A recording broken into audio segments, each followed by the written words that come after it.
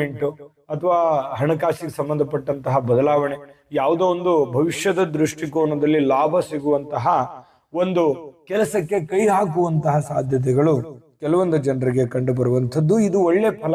ಭವಿಷ್ಯದ ದೃಷ್ಟಿಯಲ್ಲಿ ಖಂಡಿತ ನಿಮಗೆ ಶುಭಕಾರಕವಾದ ಫಲಗಳು ನಿಮಗೆ ಸಿಗ್ತಾ ಇರತಕ್ಕಂಥದ್ದು.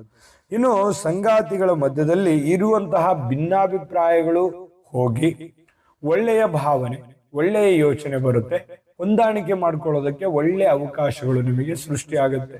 ಪತಿ ಪತ್ನಿಯರ ಮಧ್ಯದಲ್ಲಿರತಕ್ಕಂತಹ ಅನೇಕ ಎಡರು ತೊಡರುಗಳು ಸರಿ ಹೋಗುವಂತಹ ಸಾಧ್ಯತೆಗಳು ಕಂಡು ಬರುವಂತದ್ದು ಈ ತಿಂಗಳಲ್ಲಿ. ಇನ್ನು ಪಾಲುದಾರಿಕೆಯಲ್ಲಿ ನಿಮಗೆ ಲಾಭ ಇದೆ. ಪಾಲುದಾರಿಕೆ ವ್ಯವಹಾರ ವಹಿವಾಟು ಮಾಡ್ತಕ್ಕಂಥದ್ರಿಂದನೂ ಕೂಡ ಈ ತಿಂಗಳಲ್ಲಿ ಲಾಭವನ್ನ ನಿರೀಕ್ಷೆ ಮಾಡಬಹುದು. ಶತ್ರು ನಿಗ್ರಹ ಆಗುತ್ತೆ. ಇದು ಬಹಳ ಮುಖ್ಯವಾದ ವಿಚಾರ. ನಿಮಗಿರ್ತಕ್ಕಂತಹ ಶತ್ರುಗಳು, ನಿಮಗಿರ್ತಕ್ಕಂಥ ಒತ್ತಡ, ನಿಮಗಿರ್ತಕ್ಕಂಥ ಆತಂಕ, ನಿಮಗಿರುವಂತಹ ತೊಂದರೆಗಳು ನಿವಾರಣೆ ಆಗುವಂತಹ ಸನ್ನಿವೇಶಗಳು ನಿಮಗಿಲ್ಲಿ ಕಂಡು ಬರ್ತಾ ಇರತಕ್ಕಂಥದ್ದು. ಇನ್ನು ನಿಮಗೆ ಉನ್ನತವಾಗಿರುವಂತಹ ಶಿಕ್ಷಣದ ಒಂದು ಅವಕಾಶಗಳು ಚೆನ್ನಾಗಿದೆ.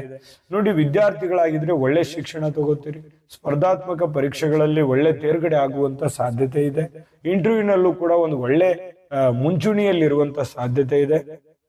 ಇದ್ರ ಜೊತೆಗೆ ನೀವು 100 ವರ್ಷದ ವ್ಯಕ್ತಿಯೇ ಆಗಿರ್ಲಿ, ಅನುಭವದ ಶಿಕ್ಷಣದ ಒಂದು ತಿಂಗಳು. ನಿಮ್ಗೆ ಸಾಕಷ್ಟು ವಿಚಾರದಲ್ಲಿ ನಾಲೆಜ್ ಆಗ್ತೀರಿ, ಸಾಕಷ್ಟು ವಿಚಾರದಲ್ಲಿ ತಿಳ್ಕೋತೀರಿ.